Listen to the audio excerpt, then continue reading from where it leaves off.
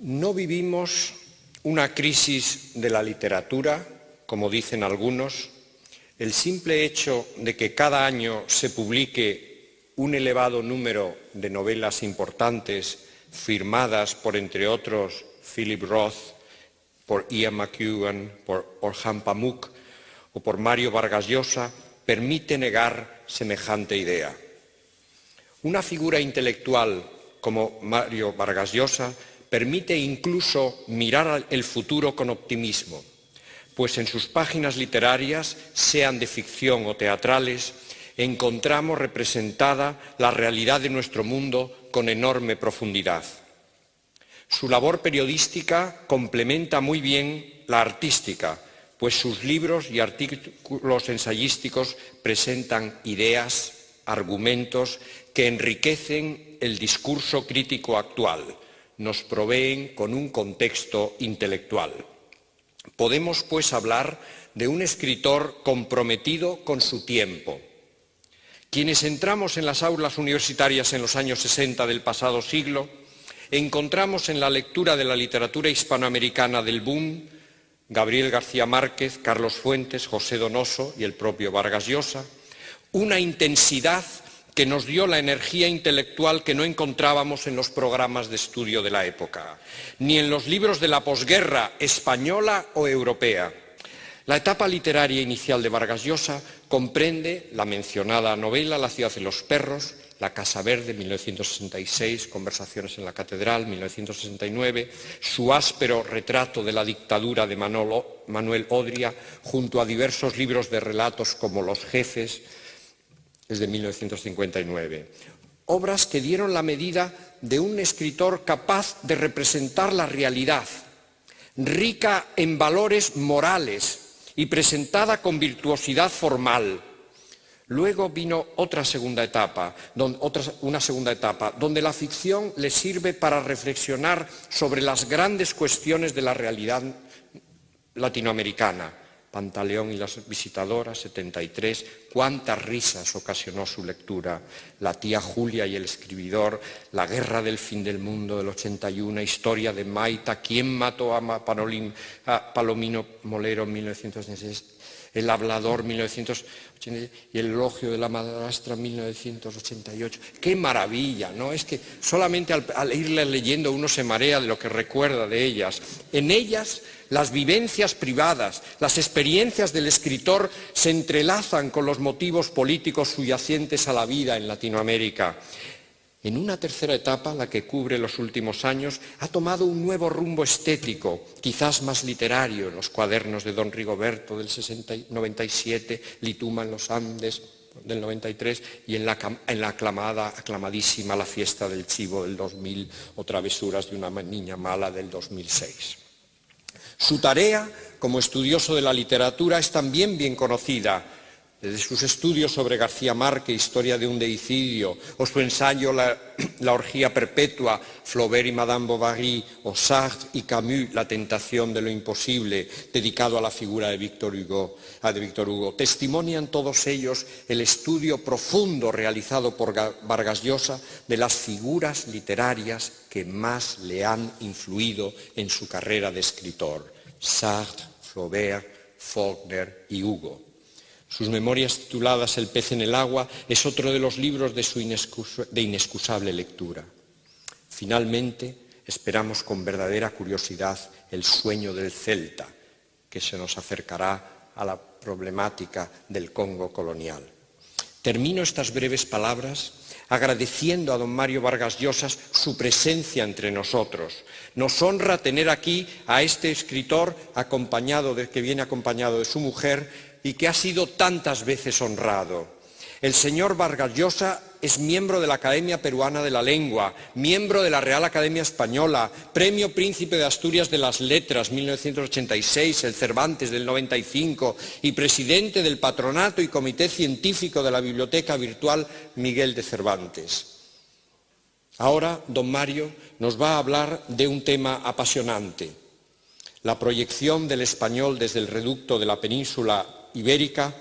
a la gran proyección mundial del idioma castellano en el presente. El título de su conferencia es el Inca Garcilaso y la lengua general. Tiene usted la palabra, don Mario.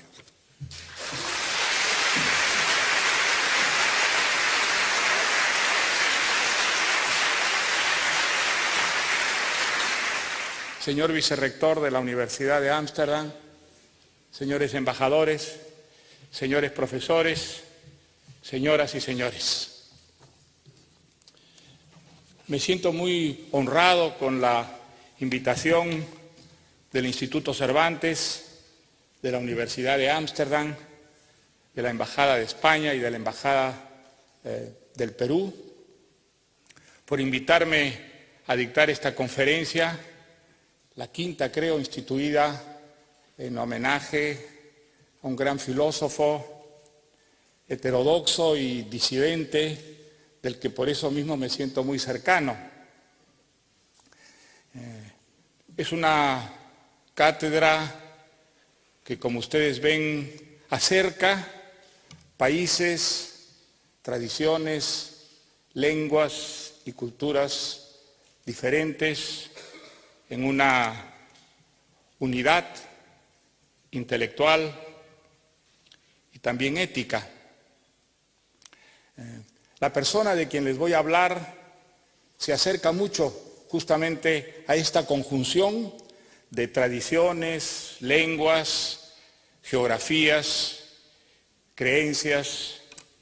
y propósitos. El Inca Garcilaso de la Vega.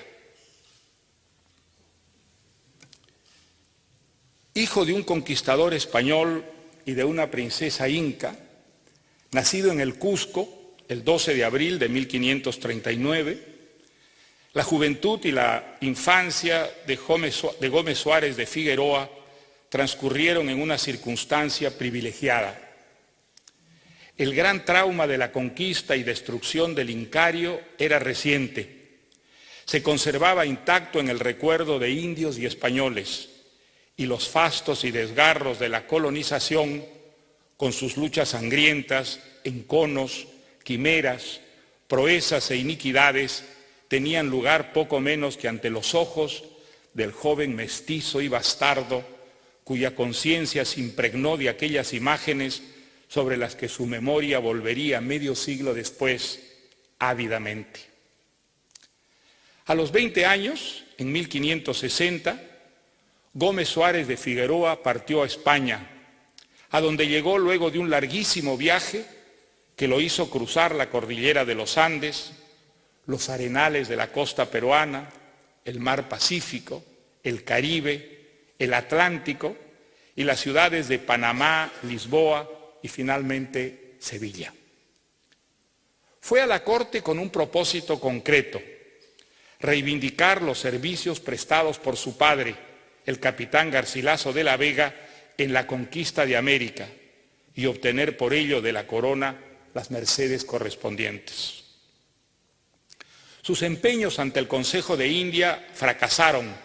por las volubles lealtades de aquel capitán, a quien perdió la acusación de haber prestado su caballo al rebelde Gonzalo Pizarro en la batalla de Guarina, episodio que atormentaría siempre al joven mestizo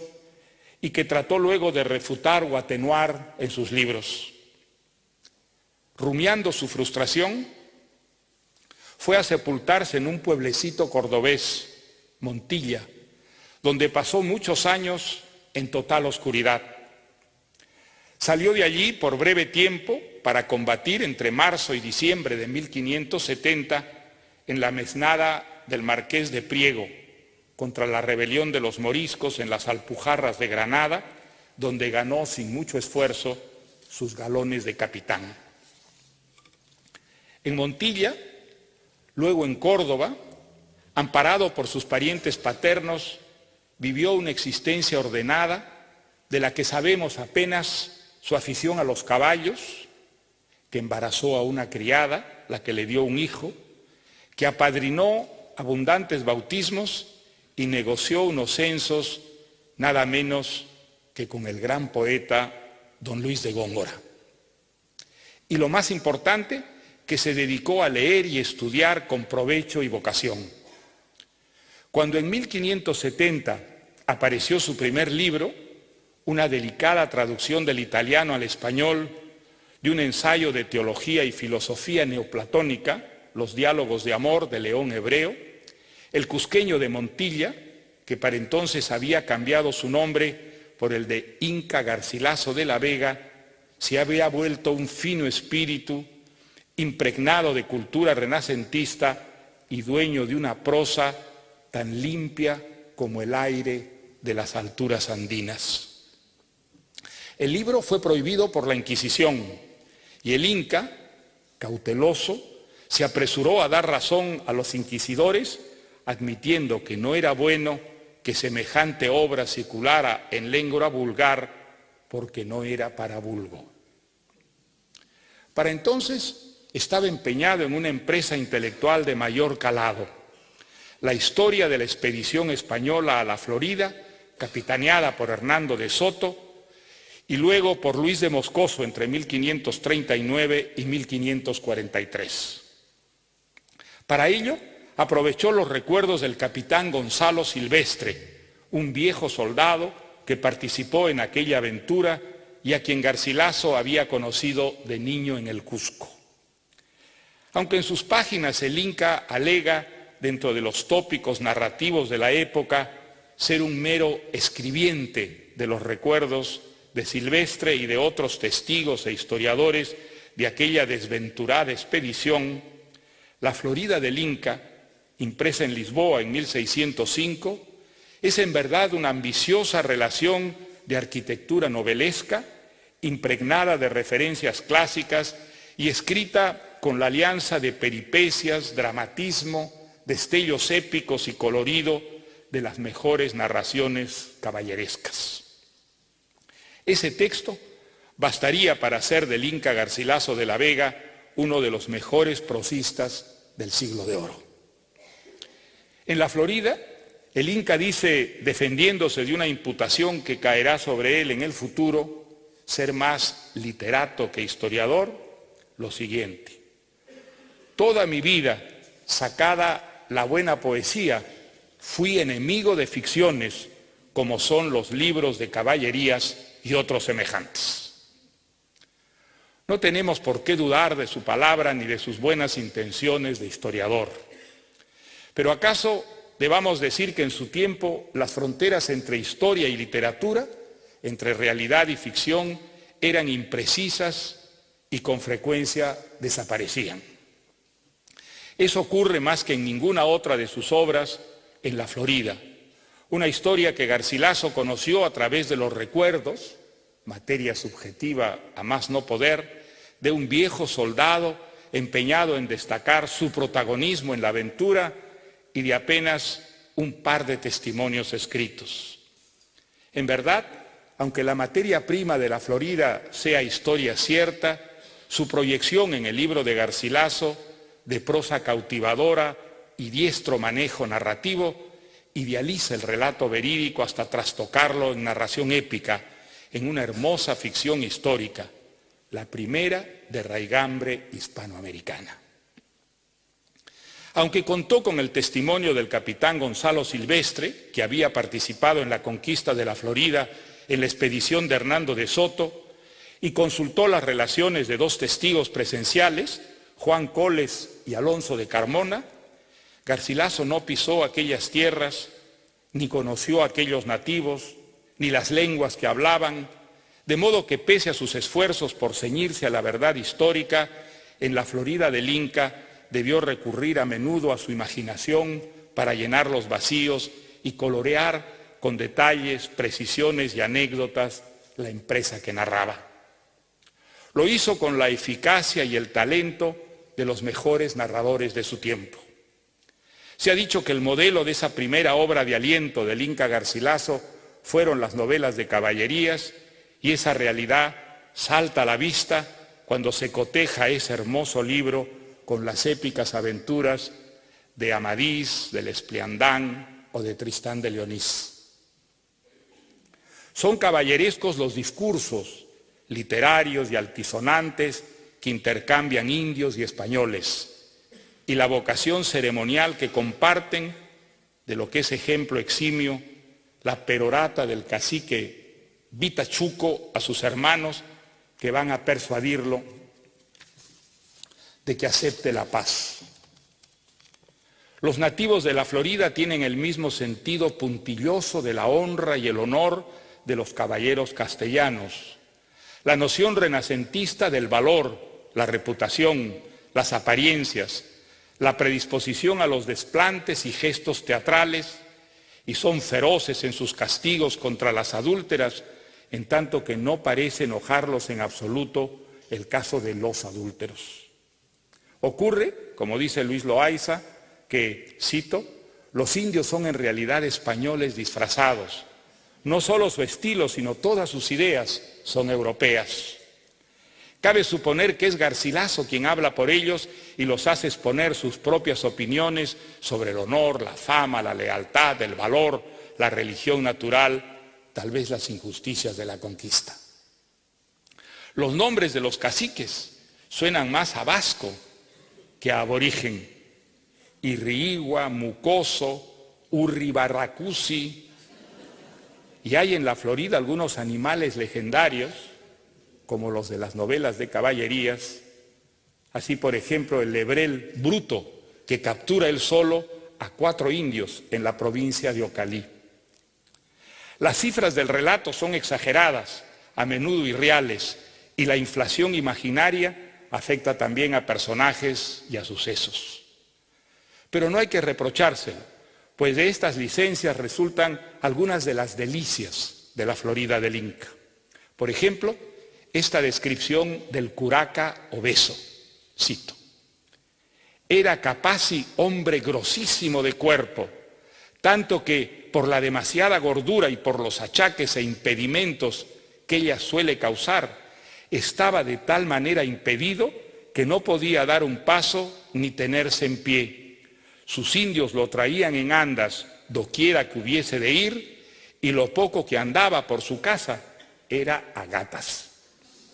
Fin de la cita. Ni siquiera falta en esta historia caballeresca una aventura sentimental, la del sevillano Diego de Guzmán, enamoradizo y taur,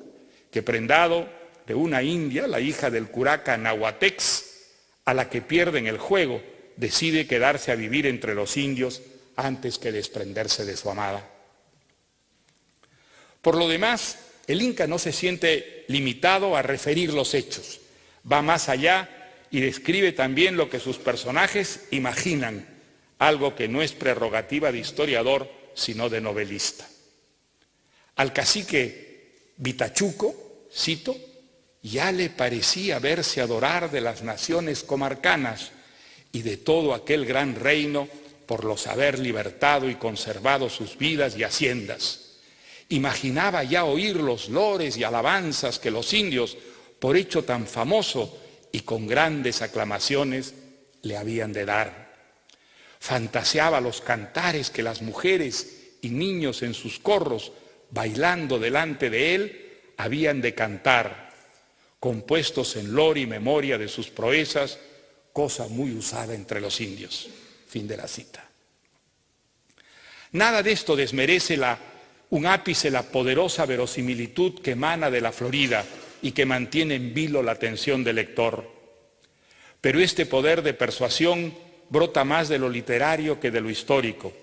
antes de la destreza narrativa del Inca que de su fidelidad al hecho sucedido. Todo el libro está impregnado de episodios y pequeñas anécdotas de extraordinario vigor narrativo, de hechos sorprendentes o situaciones excepcionales que hechizan al lector.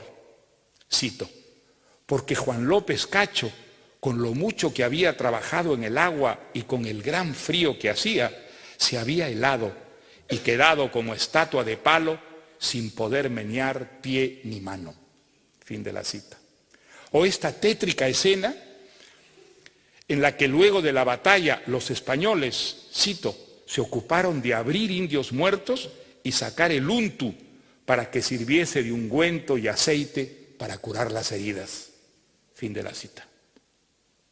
Pero ¿acaso el más soberbio ejemplo sea el episodio en el que el cacique Vitachuco, prisionero de Hernando de Soto, luego de un desplante corporal aparatoso, ¿Acaso una invocación a la divinidad? Se lanza sobre su captor, al que antes de ser atravesado por 10 o 12 espadas, desbarata de un puñetazo. Cito: 7 días después de la refriega y desbarate pasado, al punto que el gobernador y el cacique habían acabado de comer, que por hacerlo amigo le hacía el general todas las caricias posibles, Vitachuco se enderezó sobre la silla en que estaba sentado y, torciendo el cuerpo a una parte y a otra, con los puños cerrados, extendió los brazos a un lado y a otro y los volvió a recoger hasta poner los puños sobre los hombros, y de allí los volvió a sacudir 1 y 2 veces con tanto ímpetu y violencia que las canillas y coyunturas hizo crujir como si fueran cañas cascadas, lo cual hizo por despertar y llamar las fuerzas para lo que pensaba ser, que es cosa ordinaria y casi convertida en naturaleza a hacer esto los indios de la Florida cuando quieren hacer alguna cosa de fuerza. Habiéndolo pues hecho, Vitachuco se levantó en pie con toda la bravosidad y fiereza que se puede imaginar, y en un instante cerró con el adelantado, a cuya diestra había estado al comer, y haciéndole con la mano izquierda por los cabezones, con la derecha a puño cerrado le dio un tan gran golpe sobre los ojos, narices y boca, que sin sentido alguno, como si fuera un niño, lo tendió de espaldas a él y a la silla en que estaba sentado, y para acabarlo de matar se dejó caer sobre él dando un bramido tan recio que 1/4 de legua en contorno se pudiera oír. Los caballeros y soldados que acertaron a hallarse a la comida del general, viéndolo tan maltratado y en tanto peligro de la vida por un hecho tan extraño y nunca imaginado, echando mano a sus espadas, arremetieron a Vitachuco y a un tiempo le atravesaron 10 o 12 de ellas por el cuerpo, con que el indio cayó muerto, blasfemando del cielo y de la tierra por no haber salido con su mal intento. Fin de la cita. Pero aunque La Florida sea ya una obra maestra, el libro que ha inmortalizado y convertido en símbolo a Garcilaso son los Comentarios Reales, cuya primera parte, dedicada al imperio de los incas, se publicaría asimismo en Lisboa en 1609, cuando el Inca tenía 70 años,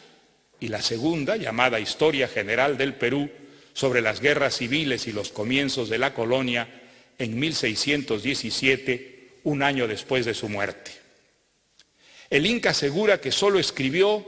cito, lo que mamé en la leche y vi y oí a mis mayores. Fin de la cita. Es decir, a esos parientes maternos como Francisco Huaypa Tupac Inca Yupanqui y los antiguos capitanes del emperador Huayna Cápac, tío de su madre, Juan Pechuta y Chanca Rumachi, cuyas historias sobre el destruido Tahuantinsuyo maravillaron su infancia en evocaciones que él graficó de manera fulgurante. Cito: de las grandezas y prosperidades pasadas venían a las cosas presentes,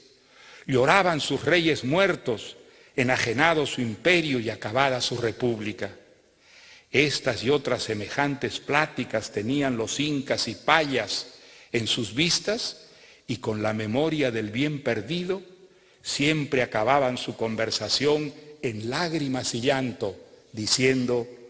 trocósenos el reinar en vasallaje. Fin de la cita. Pero pese a la solidez de sus recuerdos, a sus consultas epistolares a los cusqueños y al vasto cotejo que realizó con otros historiadores de Indias como Blas Valera, José de Acosta, Agustín de Zárate o Ciesa de León, los Comentarios Reales deben tanto a la ficción como a la realidad, acaso más aquella que a esta, porque embellecen la historia del Tahuantinsuyo, aboliendo en ella, como hacían los amautas con la historia incaica, todo lo que podía delatarla como bárbara, los sacrificios humanos, por ejemplo, o las crueldades inherentes a guerras y conquistas, y aureoleándola de una condición pacífica y altruista que solo tienen las historias oficiales, autojustificadoras y edificantes. Un gran garcilasista, José Durán, destaca con razón una tesis de Mariano Iberico esbozada en 1939, según la cual esta visión arquetípica y perfecta con que el Inca Garcilaso describió el Tahuantinsuyo derivaba de la influencia platónica. El Inca, en efecto, traductor de una obra clásica del platonismo florentino, Los diálogos de amor de León Hebreo, y lector de muchos seguidores italianos de Platón, de Marsilio Ficino al Castiglioni, estaba profundamente contaminado de la filosofía del pensador heleno, y es plausible que su visión de la forma ideal del imperio que describió tuviese tanto o acaso más que ver con la noción platónica de la república ejemplar y prototípica que con la prosaica realidad. Para resaltar más los logros del Incario, Garcilaso ignora todas las culturas y civilizaciones anteriores o contemporáneas a los incas, o las llama primitivas y salvajes, viviendo en estado de naturaleza y esperando que llueva sobre ellas, maná civilizador, la colonización de los incas, cuyo dominio paternalista, magnánimo y pedagógico, cito, los sacaban de la vida ferina y los pasaban a la humana. Fin de la cita. La descripción de las conquistas de los emperadores cusqueños es pocas veces guerrera. A menudo un ritual trasplantado de las novelas de caballerías y sus puntillosos ceremoniales en el que los pueblos con sus curacas a la cabeza se entregan a la suave servidumbre del Incario, tan convencidos como los propios incas de la superioridad militar, cultural y moral de sus conquistadores. A veces las violencias que estos cometen son el correlato de su benignidad, pues las infligen en nombre del bien para castigar el mal, como el Inca Cápac Yupanqui, que después de reducir pacíficamente incontables pueblos y tribus, ordena a sus generales que en los valles costeros, cito,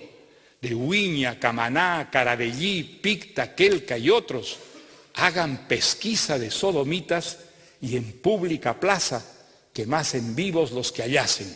no solamente culpados, sino indiciados, por poco que fuese. Asimismo, quemasen sus casas y las derribasen por tierra, o quemasen los árboles de sus heredades, arrancándolos de raíz, porque en ninguna manera quedase memoria de cosa tan abominable. Fin de la cita. Para ensalzar la civilización materna, el Inca asimila a los emperadores cusqueños a la corrección política europea y a la implacable moral de la Contrarreforma. Es verdad que algunas leyes del imperio eran feroces, como la que penaba a las vírgenes del sol que rompían sus votos de castidad a ser enterradas vivas y al hombre que las había amado a ser ahorcado, y sacrificados también su mujer, hijos, criados y sus parientes y todos los vecinos y moradores de su pueblo y todos sus ganados. Pero, se apresura a añadir el Inca, esta ley nunca se vio ejecutada, porque jamás se halló que hubiesen delinquido contra ello, porque los indios del Perú fueron temerosísimos de sus leyes y observantísimos de ellas, principalmente de la que tocaba a su religión o a su rey. Fin de la cita. Respecto al imperio de los incas, Garcilaso es un legitimista, un leal defensor y mantenedor de la línea oficial cusqueña y de su tradición excluyente y única. Su odio a Atahualpa, al que llama tirano y presenta como advenedizo, traidor y cruel, es el sentimiento que debía despertar el quiteño en la nobleza incaica cusqueña aliada a Huáscar, a la que Atahualpa derrotó y despojó, mandando luego asesinar a su medio hermano, el monarca y descendiente legítimo de la línea imperial. Los parientes maternos del Inca Garcilaso y su propia madre, Isabel Chimpuoglio, vivieron de muy cerca las matanzas que perpetraron los generales de Atahualpa al ocupar el Cusco. Y aquella, niña todavía, y su hermano Francisco Túpac Inca Yupanqui, fueron parte de los miembros de la Casa Real Cusqueña que escaparon a la carnicería de Atahualpa, gracias, dice Garcilaso, a que les quitaron los vestidos reales y les pusieron otros de la gente común. Cuando el Inca describe los crímenes y torturas perpetrados por Atahualpa contra los cusqueños,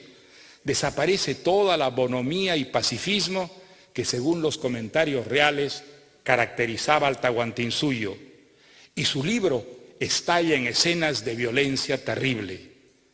Pero esta sirve justamente para destacar más, por contraste, la vocación humana y bienhechora del Incario creado por Manco Cápac frente al salvajismo inhumano de sus adversarios. ¿Por qué esta idílica visión del imperio de los incas ha alcanzado, pese a las enmiendas de los historiadores, una vigencia que ninguna de las otras, menos fantasiosas, haya merecido? Porque Garcilaso fue un gran escritor, el más artista entre los cronistas de Indias, y porque su palabra, tan seductora y galana, impregnaba todo lo que escribía, de ese poder de sobornar al lector que solo los grandes creadores infunden a sus ficciones. Es un gran prosista y su prosa resuma poesía a cada trecho. Nos habla del hervor de las batallas y asegura que los habitantes de esa república feliz, como en las utopías renacentistas, trocaban el trabajo en fiesta y regocijo. ¿Por qué lucían tan feraces los maizales? Porque los incas echaban al maíz estiércol de gente que dicen que es el mejor. ¿Qué son esas majestuosas siluetas que surcan los cielos? Las aves que los indios llaman cuntur, cóndor, que son tan grandes que muchas se han visto tener 5 varas de medir de punta a punta de las alas. Son aves de rapiña y ferocísimas, aunque la naturaleza madre común, por templarles la ferocidad, les quitó las garras. Tienen las manos como pies de gallina, pero el pico tan feroz y fuerte que de una erronada rompen el cuero de una vaca, que 2 aves de aquellas la acometen y matan como si fueran lobos. Son prietas y blancas, a remiendos como las urracas. Su paisaje favorito es, claro, el de los Andes, aquella nunca jamás pisada de hombres ni de animales, inaccesible cordillera de nieves que corre desde Santa Marta hasta el estrecho de Magallanes. Pero la visión de la costa y sus pálidos desiertos y playas espumosas le inspira también descripciones deslumbrantes, como la de los alcatraces pescando. Cito: a ciertas horas del día, por la mañana y por la tarde, debe ser a las horas que el pescado se levanta a sobreaguarse o cuando las aves tienen más hambre. Ellas se ponen muchas juntas, como 2 torres en alto, y de allí, como halcones de altanería, las alas cerradas, se dejan caer a coger el pescado y se zambullen y entran debajo del agua, que parece que se han ahogado. Debe ser por huirles mucho el pescado, y cuando más se certifica la sospecha, las ven salir con el pez atravesado en la boca y volando en el aire se lo engullen. Es gusto ver caer unas y oír los golpazos que se dan en el agua, y al mismo tiempo ver salir otra con la pesca hecha y ver otras que a medio caer se vuelven a levantar y subir en alto por desconfiar del lance. En suma,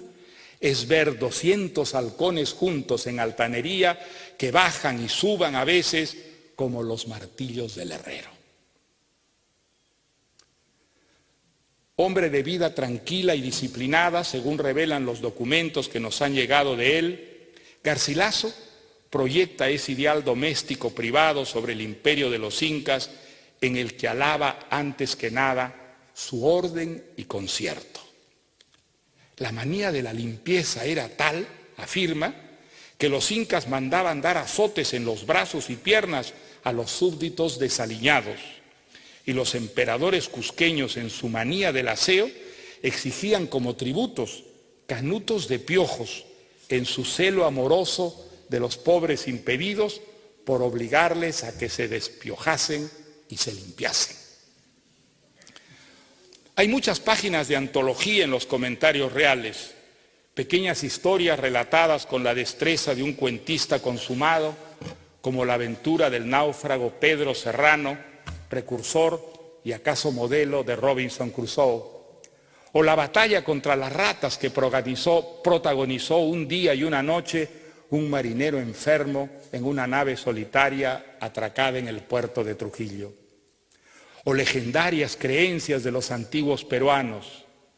la enfermedad de la luna y sus conjuros para curarla, por ejemplo, o la peripecia triste de la piedra cansada,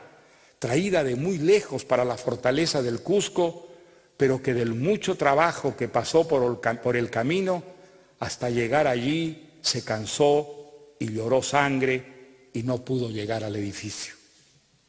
Episodios épicos como la conquista de Chile por Pedro de Valdivia y las rebeliones araucanas, o descripciones soberbias, principalmente la evocación del Cusco, su tierra. A la nostalgia y el sentimiento que contagian a este texto una tierna vitalidad, se suma una precisión abrumadora de datos animados por pinceladas de color que van trazando en un inmenso fresco la belleza y poderío de la capital del Incario, con sus templos al sol y sus conventos de vírgenes escogidas, sus fiestas y ceremonias minuciosamente reglamentadas, lo pintoresco de los atuendos y tocados que distinguían a las diferentes culturas y naciones sometidas al imperio,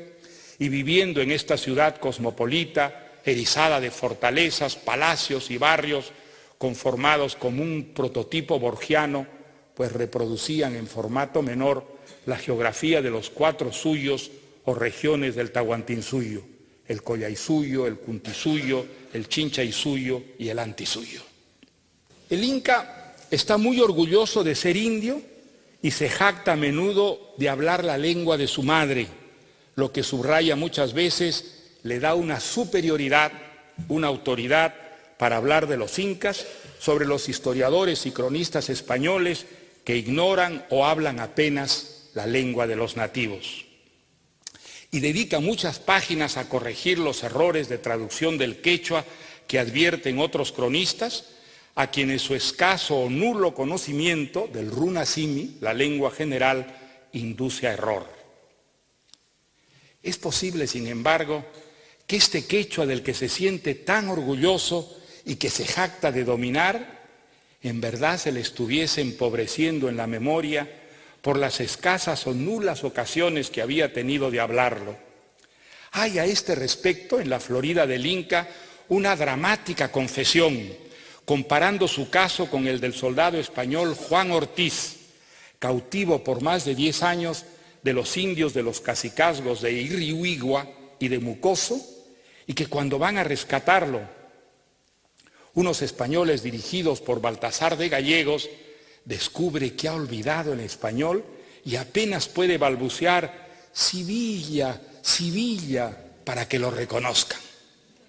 Dice el Inca que al igual que Juan Ortiz entre los indios, por no tener él en España con quien hablar mi lengua general y materna, que es la general que se habla en todo el Perú,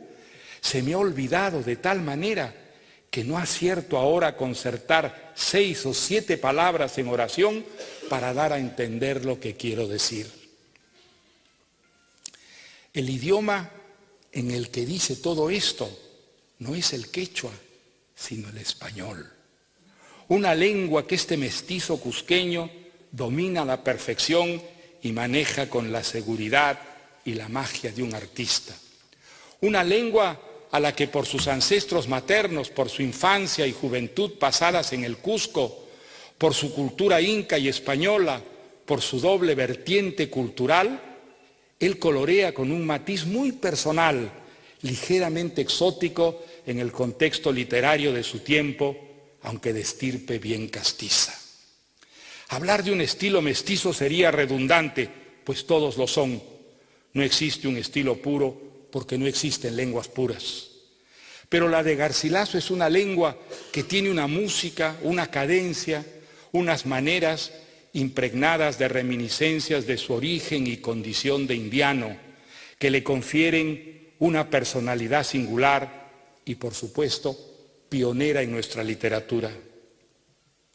El logro extraordinario del Inca Garcilaso de la Vega, dicho esto sin desmerecer sus méritos sociológicos e historiográficos, antes que en el dominio de la historia, ocurre en el lenguaje, es literario.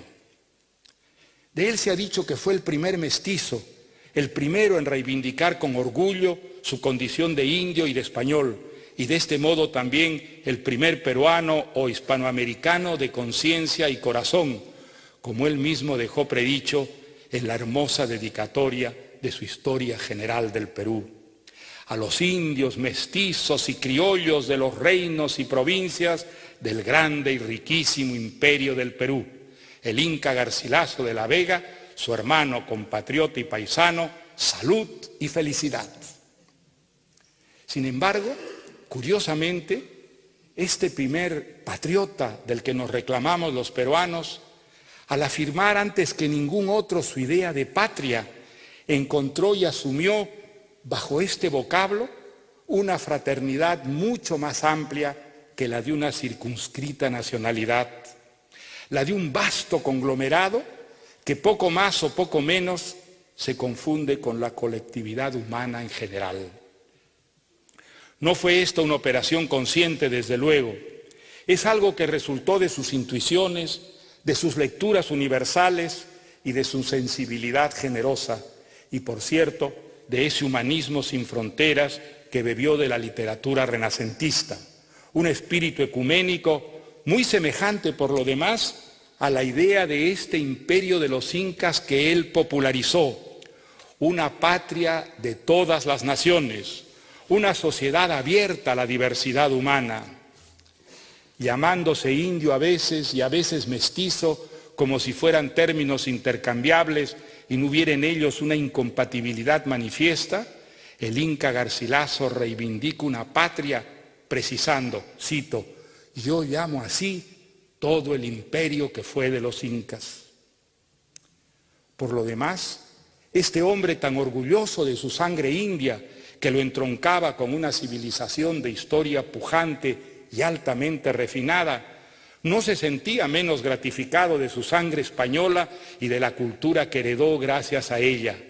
la lengua y la religión de su padre y la tradición que lo enraizaba en una de las más ricas vertientes de la cultura occidental. El inventario que se hizo de su biblioteca a su muerte es instructiva. Su curiosidad intelectual no conocía fronteras. En ellas figuran, además de los autores castellanos, muchos clásicos helenos, latinos e italianos: Aristóteles, Tucídides, Polibio, Plutarco, Flavio Josefo, Julio César, Suetonio, Virgilio, Lucano, Dante, Petrarca, Boccaccio, Ariosto, Tasso, Castiglioni, Aretino, Guicciardini, entre muchos otros. Lo notable y novedoso, lo revolucionario habría que decir en la actitud del Inca frente al tema de la patria, lo que ahora llamamos la identidad, es que es el primero en no ver la menor incompatibilidad entre un patriotismo inca y un patriotismo español, sentimientos que en él se fundían como en un todo indisoluble, en una alianza enriquecedora. Por eso, nadie trate de valerse de las bellas páginas que escribió el Inca Garcilaso de la Vega para acarrear agua al molino del nacionalismo. El autor de los comentarios reales está en las antípodas de la visión limitada, mezquina y excluyente de cualquier doctrina nacionalista. Su idea del Perú es la de una patria en la que cabe la diversidad, en la que se funden los contrarios, la idea que Georges Bataille tenía de lo humano, esa aptitud para abrirse a las demás culturas e incorporarlas a la propia que tanto admiraba el Inca en sus ancestros incas. Por eso, al final, la imagen de su persona que su obra nos ha legado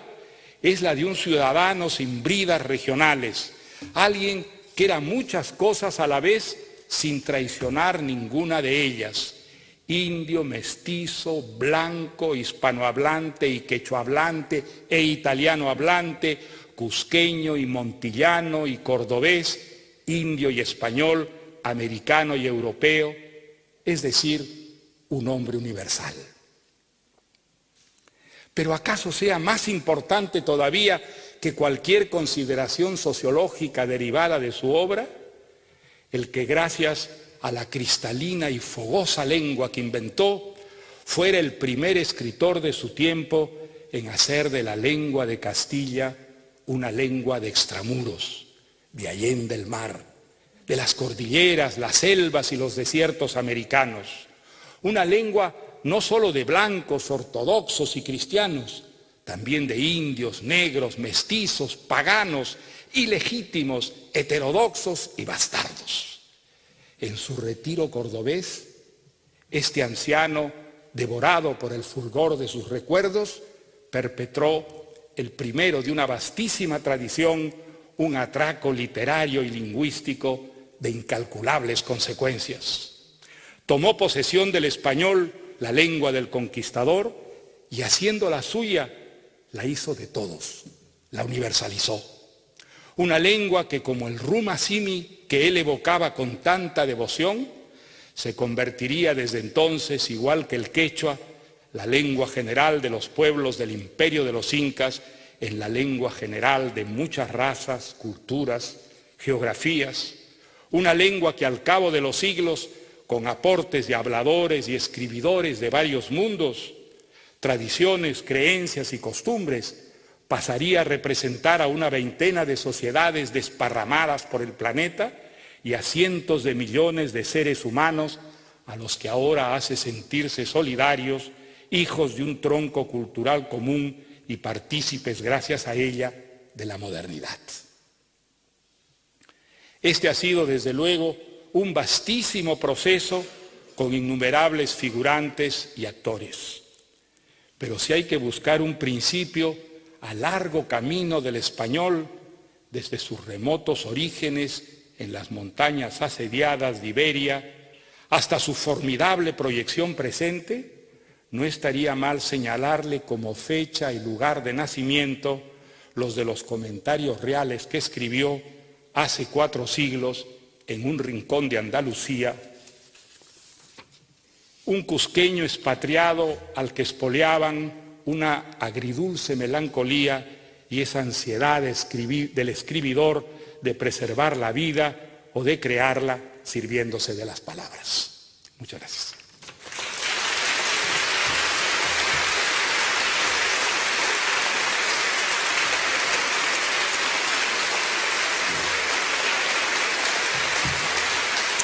Muchas gracias.